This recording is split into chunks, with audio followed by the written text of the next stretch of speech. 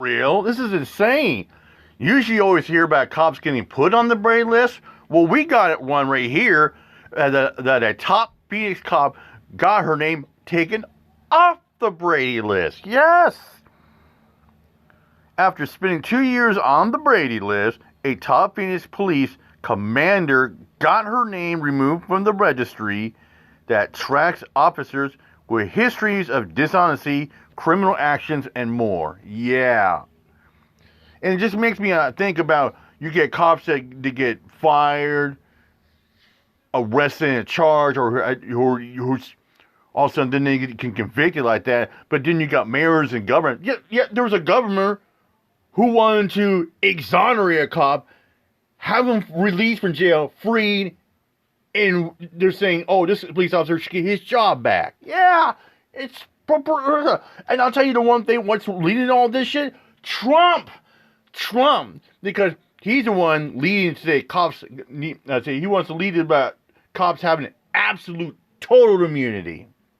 Committing crimes or doing something else that raises questions about their integrity. Now, no one's investigated Brady lists more than Chief Investigator Dave Biscobing. And tonight, Dave's back. He just learned a top Phoenix cop just got her name taken off that list. Like you heard, one of the highest members of the Phoenix Police Department requested to get her name taken off the Brady list. Now, her fellow cops tipped us off about it, and it all raises some questions.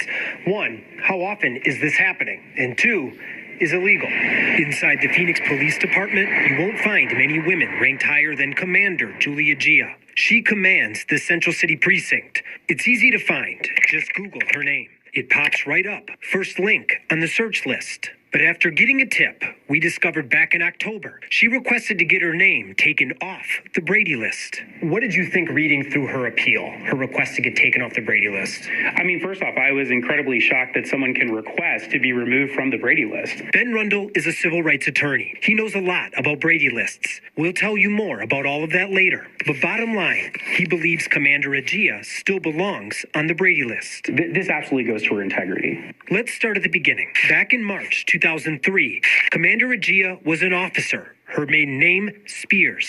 And while attending a gang seminar on city business, she repeatedly left hours early and arrived late. She also completed the attendance roster for her husband, Officer Rafael Agia, on days that he did not attend. The internal investigation against her was sustained. Do you think that initial decision, that's Brady material? Well, let's just say it how it is. I mean, you're lying for another officer. That's what this is. So she not only lied about her own attendance, but she lied for another officer. That's what this is, and that's why she was put on the Brady list. Flash forward more than 20 years, and Commander Agia filed this 4-page appeal. It asked the Maricopa County Attorney's Office to take her name off the list. In part, Agia wrote, "She didn't have any reason to believe my husband would not attend. He specifically told me he would attend. He was not feeling well when I left in the morning to participate, but it was my belief when I signed the attendance roster for him that he would attend." She added, "Today people sign into training for each other. It might be because someone is running late or they are one person ahead of them in line, and they do it as a courtesy." Commander Agia also wrote, "There is nothing I did in the entirety of this investigation that questions my integrity." Basically, she says, hey, what happened 20 years ago was not that big of a deal. It's not something that should, be a part of the Brady list anymore. I mean, I guess in short, do you agree with her position? Do you think that that was fair for her to ask? No, I don't agree with that position. As we've covered in dozens of past stories, Brady lists get their name from the 1963 U.S. Supreme Court case, Brady v. Maryland. In short, police and prosecutors can't withhold exculpatory evidence, and that includes past cases of dishonesty and other officer misconduct. At its core, it might seem innocent, but if you're willing to lie and lie for other officers in something as simple as training, where else are you likely lying? How else are you likely lying? Ben Rundle is serious about Brady lists and about making sure officers get questioned about their paths. Here's why. Yes, passes 7-0.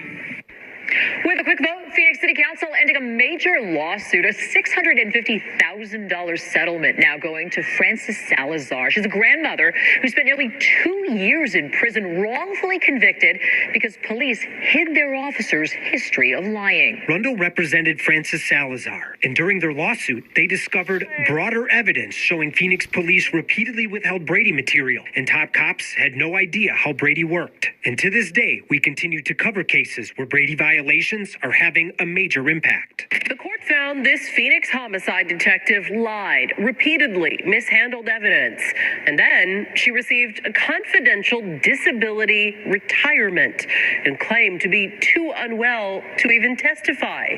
We broke all those stories. Oh yeah, I The remember. I scandal, reported that. though, I just reported caused that a a month judge to ago throw out a about her. conviction, and it's likely to lead to appeals in dozens of other cases. They're playing games with Brady. They're playing games with officer misconduct. And this is really easy. I think this is important. This is easy stuff.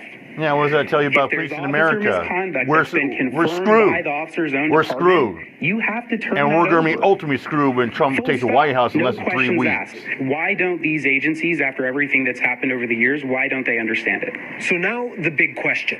How many officers have requested and then gotten their names taken off the Brady list? The county attorney's office says they don't track that.